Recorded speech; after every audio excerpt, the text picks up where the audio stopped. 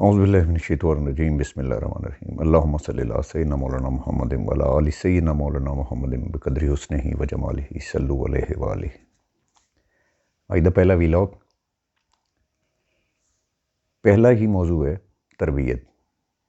देखो, जिस तरह असी ਲੱਖਾਂ ਤੇ ਕਰੋੜਾਂ ਰੁਪਇਆ ਲਾ ਦਿੰਦੇ ਹਾਂ ਬੱਚਿਆਂ ਦੀ ਤਾਲੀਮ 'ਤੇ, ਸਾਡੇ ਮੁਆਸ਼ਰੇ ਦੇ ਵਿੱਚ, ਬਲਕਿ ਹਰ ਸੁਸਾਇਟੀ ਦੇ ਵਿੱਚ, ਹਰ ਸਿਵਲਾਈਜ਼ ਅਤੇ ਔਰਗਨਾਈਜ਼ਡ ਸੁਸਾਇਟੀ ਦੇ ਵਿੱਚ ਤਾਲੀਮ ਅਤੇ ਤਰਬੀਅਤ ਦੋ ਲਫ਼ਜ਼ ਇਕੱਠੇ ਆਉਂਦੇ ਨੇ। ਲੇਕਿਨ ਬਦਕਿਸਮਤੀ ਦੇ ਨਾਲ ਅਸੀਂ ਆਪਣੀ ਓਰੀਜਨ ਦੇ ਵਿੱਚ ਅਗਰ ਦੇਖੀਏ ਤਾਂ ਅਸੀਂ ਤਾਲੀਮ ਨੂੰ ਤਾਂ ਪਕੜ ਲਿਆ ਹੈ। ਤਾਲੀਮ ਨੂੰ ਅਸੀਂ ਹਰ ਤਰੀਕੇ ਨਾਲ ਬੱਚਿਆਂ ਤੱਕ ਪਹੁੰਚਾਉਂਦੇ ਹਾਂ। ਹਰ ਆਲਾ ਤਾਲੀਮ ਜਿੱਥੇ ਤੱਕ ਸਾਡੀ ਰਸਾਈ ਹੁੰਦੀ ਹੈ, ਅਸੀਂ ਉੱਥੇ ਤੱਕ ਬੱਚੇ ਨੂੰ ਤਾਲੀਮ ਦਿਲਾਉਂਦੇ ਹਾਂ। ਲੇਕਿਨ ਤਰਬੀਅਤ ਦਾ ਫੁਕਦਾਨ ਜਿਹੜਾ ਕਿ ਅਸੀਂ ਪੈਸਾ ਕਮਾਉਣ ਦੀ ਦੌੜ 'ਚ ਇੰਨਾ ਅੱਗੇ ਨਿਕਲ ਚੁੱਕੇ ਹਾਂ। ਅਸੀਂ ਫੈਸ਼ਨ, ਜਿੱਦਤ ਅਤੇ ਹਰ ਉਹ ਚੀਜ਼ ਹਾਸਲ ਕਰਨ ਵਾਸਤੇ ਇੰਨੀ ਕੁ ਦੌੜ ਅਪਣਾ ਲਈ ਹੈ, ਇੰਨੀ ਕੁ ਦੌੜ ਲਾ ਲਈ ਹੈ ਕਿ ਸਾਡੇ ਬੱਚਿਆਂ ਦੀ ਤਰਬੀਅਤ ਜਿਹੜੀ ਹੈ ਉਹ ਪਿੱਛੇ ਰਹਿ ਗਈ ਹੈ। ਖਵਾਤੀਨ ਨੂੰ ਜ਼ਿਆਦਾ ਖੂਬਸੂਰਤ ਨਜ਼ਰ ਆਉਣ, ਜ਼ਿਆਦਾ ਅੱਛਾ ਪਹਿਨਣ ਅਤੇ ਜ਼ਿਆਦਾ ਐਡਮਾਇਰਿੰਗ ਅਤੇ ਚਾਰਮਿੰਗ ਨਜ਼ਰ ਆਉਣ ਵਾਸਤੇ ਹਰ ਉਹ ਕੰਮ ਜਿਹੜਾ ਹੈ ਉਹਨਾਂ ਨੂੰ ਆਸਾਨ ਲੱਗਦਾ ਹੈ ਕਿ ਜਿਹੜਾ ਪੈਸਿਆਂ ਦੇ ਹੁੰਦੇ ਹੋਏ, ਵਸਾਇਲ ਦੇ ਹੁੰਦੇ ਹੋਏ ਉਹ ਕਰ ਸਕਦੀ ਹੈ। ਅਤੇ ਮਰਦ ਹਜ਼ਰਾਤ ਵੀ ਇਸੇ ਤਰ੍ਹਾਂ ਸਟੇਟਸ ਦੇ ਪਿੱਛੇ, ਦੌਲਤ ਦੇ ਪਿੱਛੇ, ਜਾਇਦਾਦ ਦੀ ਬੜੋਤਰੀ ਦੇ ਪਿੱਛੇ ਆਪਣਾ ਨਾਂ ਸੁਸਾਇਟੀ ਦੇ ਵਿੱਚ, ਬਰਾਦਰੀ 'ਚ ਉੱਚਾ ਕੱਢਣ ਵਾਸਤੇ ਉਹ ਹਰ ਉਹ ਕੋਸ਼ਿਸ਼ ਕਰਦਾ ਹੈ ਕਿ ਜੋ ਉਹਦੇ ਵੱਸ 'ਚ ਹੁੰਦੀ ਹੈ। ਲੇਕਿਨ ਇਹਦੇ ਵਿੱਚ ਬੱਚਿਆਂ ਦੀ ਤਰਬੀਅਤ ਪਿੱਛੇ ਰਹਿ ਜਾਂਦੀ ਹੈ। ਅੱਜ ਕੱਲ੍ਹ ਕਿਉਂਕਿ ਸ਼ਾਦੀ ਵਿਆਹ ਤੋਂ ਬਾਅਦ ਸਾਡੀਆਂ ਜਿਹੜੀਆਂ ਭੈਣਾਂ ਨੇ, ਬੱਚੇ ਨੇ ਜਿਹੜੇ ਸਾਡੇ, ਇਹਨਾਂ ਦੇ ਵਿੱਚ ਸਭ ਤੋਂ ਪਹਿਲੀ ਇੱਕ ਚੀਜ਼ ਆਉਂਦੀ ਹੈ ਕਿ ਅਲੱਗ ਘਰ 'ਚ ਰਹਿਣਾ, ਸੈਪਰੇਟ ਰਹਿਣਾ। ਜੁਆਇੰਟ ਫੈਮਿਲੀ 'ਚ ਅਸੀਂ ਨਹੀਂ ਰਹਿ ਸਕਦੇ।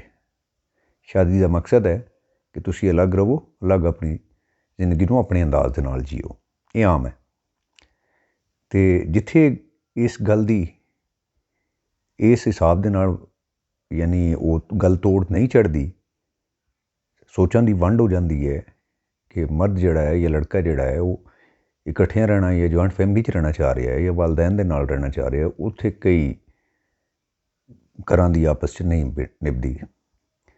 ਉਹ ਸੈਪਰੇਸ਼ਨ ਅਤੇ ਮੌਜੂਦਾ ਦੌਰ ਦੇ ਵਿੱਚ ਜੋ ਤਲਾਕ ਦੀ ਰੇਸ਼ੋ ਹੈ ਉਹ ਇਸ ਹਿਸਾਬ ਦੇ ਨਾਲ ਜ਼ਿਆਦਾ ਹੈ। ਜਦੋਂ ਇੱਕ ਨੌਜਵਾਨ ਅਤੇ ਨੌ ਸ਼ਾਦੀशुदा ਜੋੜਾ ਅਲੱਗਾ ਰਹਿਣਾ ਸ਼ੁਰੂ ਕਰਦਾ ਹੈ, ਉਹਦੇ ਵਿੱਚ ਬਜ਼ੁਰਗਾਂ ਦਾ ਸਾਇਆ ਨਹੀਂ ਹੁੰਦਾ ਕਿ ਜਿਹੜੇ ਰੋਕ ਟੋਕ ਕਰਨ, ਦੱਸਣ, ਤਾਲੀਮ ਤਰਬੀਅਤ ਦੇ ਨਾਲ ਨਾਲ ਉਹ ਪਿੰਡੋਂ ਨਸੀਹਤ ਵੀ ਕਰਦੇ ਨੇ। ਉਹ ਨਸੀਹਤਾਂ ਕਰਦੇ ਨੇ ਕਿ ਇਹ ਕਰੋਗੇ ਤਾਂ ਇੰਝ ਹੋਏਗਾ, ਇਹ ਕਰੋਗੇ ਤਾਂ ਇੰਝ ਹੋਏਗਾ, ਇੱਥੋਂ ਸਾਡੇ ਕੋਲੋਂ ਪੁੱਛ ਲਵੋ, ਦੱਸ ਕੇ ਜਾਓ। ਬਹੁਤ ਸਾਰੀਆਂ ਨਸੀਹਤਾਂ ਕਰਦੇ ਨੇ ਜਿਨ੍ਹਾਂ ਤੋਂ ਅੱਜ ਕੱਲ੍ਹ ਦੀ ਨੌਜਵਾਨ ਨਸਲ ਭਾਗੀ ਨਜ਼ਰ ਆਉਂਦੀ ਹੈ। ਅਤੇ ਇਹੀ ਉਹ ਫੁਕਦਾਨ ਹੈ ਸਾਡੇ ਸੁਸਾਇਟੀ ਦੇ ਵਿੱਚ, ਇਹੀ ਉਹ ਗੈਪ ਹੈ। ਬਜ਼ੁਰਗਾਂ ਦਾ ਸਿਰ 'ਤੇ ਨਾ ਹੋਣਾ, ਬਜ਼ੁਰਗਾਂ ਦਾ ਘਰ ਦੇ ਵਿੱਚ ਨਾ ਹੋਣਾ, ਜਿਹਦੀ ਵਜ੍ਹਾ ਦੇ ਨਾਲ ਜਿਹੜੀ ਸਾਡੀ ਨਵੀਂ ਆਉਣ ਵਾਲੀ ਨਸਲ ਹੈ ਉਹਨੂੰ ਬਜ਼ੁਰਗਾਂ ਦੇ ਇਹਤਰਾਮ ਦਾ ਪਤਾ ਹੀ ਨਹੀਂ। ਇਹ ਬਹੁਤ ਇੱਕ ਕ੍ਰਿਟੀਕਲ ਅਤੇ ਬੜਾ ਇੱਕ ਅਹਿਮ ਪੁਆਇੰਟ ਅਸੀਂ ਆਪਣੀ ਜ਼ਿੰਦਗੀ ਦੇ ਵਿੱਚ ਮਿਸ ਕਰ ਜਾਂਦੇ ਹਾਂ ਕਿ ਜਿਹਦਾ ਸਾਨੂੰ ਆਪਣੇ ਆਉਣ ਵਾਲੇ ਬੁਢਾਪੇ ਦੇ ਵਿੱਚ ਸਾਹਮਣਾ ਕਰਨਾ ਪਏਗਾ। ਕਿ ਜਦੋਂ ਬੱਚਿਆਂ ਨੇ ਉਹ ਤਰਬੀਅਤ ਵੇਖੀ ਹੀ ਨਹੀਂ ਹੋਏਗੀ, ਜਦੋਂ ਬੱਚਿਆਂ ਨੇ ਉਹ ਹੁਸਨੇ ਸਲੂਕ ਵੇਖਿਆ ਹੀ ਨਹੀਂ ਹੋਵੇਗਾ ਜੋ ਅਸੀਂ ਆਪਣੇ ਵੱਡਿਆਂ ਦੇ ਨਾਲ ਕਰਦੇ ਹਾਂ, ਅਤੇ ਉਹ ਕਿਸ ਤਰੀਕੇ ਦੇ ਨਾਲ ਉਸ ਚੀਜ਼ ਨੂੰ ਇੰਪਲੀਮੈਂਟ ਕਰਨਗੇ। ਤੁਸੀਂ ਬੱਚਿਆਂ ਦੇ ਕੋਲ ਉਹ ਚੀਜ਼ ਆਉਣ ਹੀ ਨਹੀਂ ਦਿੱਤੀ ਕਿ ਜਿਹਦੇ ਨਾਲ ਉਹ ਆਪਣੇ ਬੜਿਆਂ ਦਾ, ਬਜ਼ੁਰਗਾਂ ਦਾ ਇਹਤਰਾਮ ਕਰਦੇ। ਜਦੋਂ ਇੱਕ ਚੀਜ਼ ਸਾਡੇ ਬੱਚੇ ਨਹੀਂ ਸਿੱਖਣਗੇ ਅਤੇ ਕੱਲ੍ਹ ਨੂੰ ਉਹ ਆਪਣੇ ਬੱਚਿਆਂ ਨੂੰ ਕੀ ਡਿਲੀਵਰ ਕਰਨਗੇ। ਇੱਕ ਸੋਚ ਹੈ।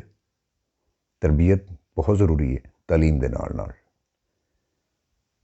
ਤੁਸੀਂ ਤਾਲੀਮ ਦਾ ਬੰਦੋਬਸਤ ਕਰਕੇ ਲੱਖਾਂ ਕਰੋੜਾਂ ਰੁਪਇਆ ਲਾ ਰਹੇ ਹੋ, ਲੇਕਿਨ ਸੋਚੋ ਕਿ ਤੁਸੀਂ ਤਰਬੀਅਤ ਦੇ ਵੀ ਉਨੇ ਹੀ ਜ਼ਿੰਮੇਦਾਰ ਹੋ ਜਿੰਨੇ ਕਿ ਤਾਲੀਮ ਦੇ।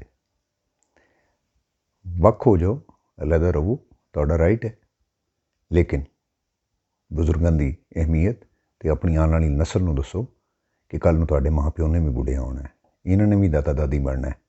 ਤਾਂ ਜਿਹੜੀ ਤੀਸਰੀ ਆਉਣ ਵਾਲੀ ਨਸਲ ਹੋਏਗੀ ਉਹ ਬਹੁਤ ਜ਼ਿਆਦਾ ਮਾਡਰਨ ਅਤੇ ਫਾਸਟ ਹੋਏਗੀ। ਤੁਹਾਡੇ ਬੱਚਿਆਂ ਨੇ ਅਗਰ ਆਪਣੇ ਪੇਰੈਂਟਸ ਅਤੇ ਉਹਨਾਂ ਦੇ ਗ੍ਰੈਂਡ ਫਾਦਰਸ, ਗ੍ਰੈਂਡ ਮਦਰਸ ਦਾ ਉਹ ਅਦਬ ਆਦਾਬ ਨਹੀਂ ਦੇਖਿਆ ਹੋਏਗਾ ਤਾਂ ਉਹ ਆਪਣੇ ਬੱਚਿਆਂ ਨੂੰ ਡਿਲੀਵਰ ਨਹੀਂ ਕਰਨਗੇ ਅਤੇ ਉਹ ਤੁਹਾਡੀ ਜਿਹੜੀ ਤੀਸਰੀ ਨਸਲ ਆਏਗੀ ਉਹ ਤੁਹਾਡਾ ਇਹਤਰਾਮ ਬਲਕਿ ਤੁਹਾਨੂੰ ਰਿਕਗਨਾਈਜ਼ ਹੀ ਨਹੀਂ ਕਰੇਗੀ। ਲਮਹਾ ਫਿਕਰੀ ਹੈ, ਆਪਣੇ ਬੁਢਾਪੇ ਦਾ ਬੰਦੋਬਸਤ ਅੱਜ ਹੀ ਕਰੋ। ਅਸਲਾਮ।